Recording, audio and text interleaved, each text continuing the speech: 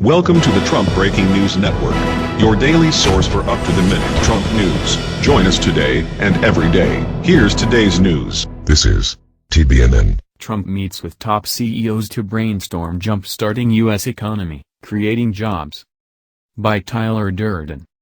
Today at 10:30 a.m., President Trump will summon some of America's most prominent corporate executives to the White House Thursday, in a roundtable brainstorming session whose purpose is to come up with policy ideas meant to facilitate trade and taxes, boost job creation and generally jumpstart the U.S. economy. According to press reports, Trump will split the group of executives, among which Johnson & Johnson's chief executive officer, Alex Gorsky, and David Farr, chairman of Emerson Electric, into 4 working groups to come up with recommendations on deregulation, workforce training, infrastructure, taxes, and trade. Vice President Mike Pence and White House aides will meet with the individual working groups and compile their recommendations for the president ahead of his meeting with the full group of executives. According to Axios, which cites a planning document, the participants and groups are as follows. Tax and Trade Team, Treasury Secretary Steve Mnuchin, Top Economic Advisor Gary Cohn and his aides Jeremy Katz and Shahira Knight, Top Trade Advisor Peter Navarro, Michael Dell, the CEO of Dell Technologies, Inge Thulin, CEO of 3M, Kenneth Frazier, CEO of pharmaceutical company Merck & Co., Mark Fields, CEO of Ford, Alex Gorsky, CEO of Johnson & Johnson.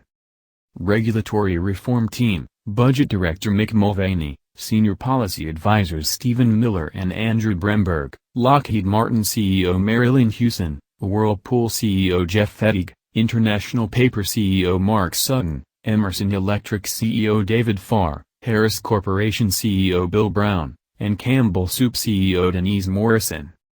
Infrastructure Team, Transportation Secretary Elaine Chao, Gary Cohn will float into this session as well, former Bush administration official DJ Gribbin, Caterpillar CEO Doug Oberholman, Corning CEO Wendell Weeks, Nucor Corporation CEO John Ferriola, U.S. Steel CEO Mario Longhi, Verizon Incorporated CEO Don Althoff, Archer Daniels Midland CEO Juan Luciano.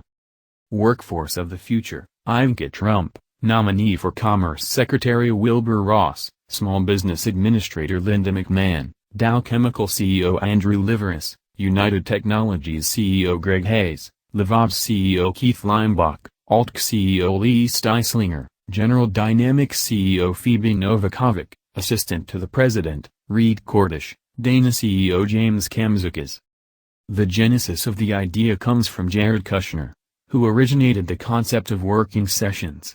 A key part of Kushner's job has been outreach to the private sector. He thinks government needs to find innovative ways to work closer with the private sector, Axios adds. Ivanka Trump will also participate in today's session.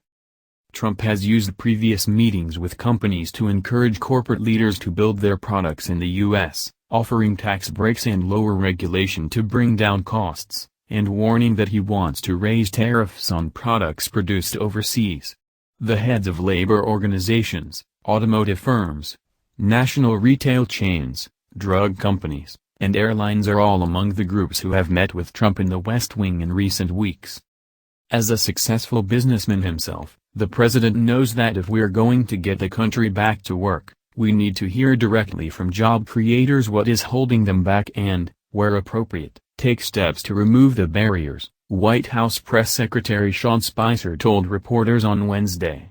As you can tell by the structure of the meeting, the president is expecting these interactions to lead to real action being taken by the administration, he added. It wasn't immediately clear whether Trump would address his plans to overhaul the tax code, which he has said he will deliver within weeks, or a border adjustment tax proposal under consideration by House Republicans, which would shift the tax burden from exporters to importers. As Bloomberg adds, Republican leaders in the House, including Speaker Paul Ryan, argue a border adjustment tax would benefit American manufacturing while providing revenue to make up for losses from reducing corporate tax rates. Several manufacturers, including Dow Chemical, are actively lobbying for the plan, which Trump has called too complicated.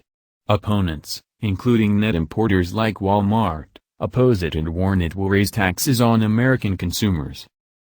That's the news. Join us here every day. Be sure to subscribe and click the bell. See you next time. This is TBNN.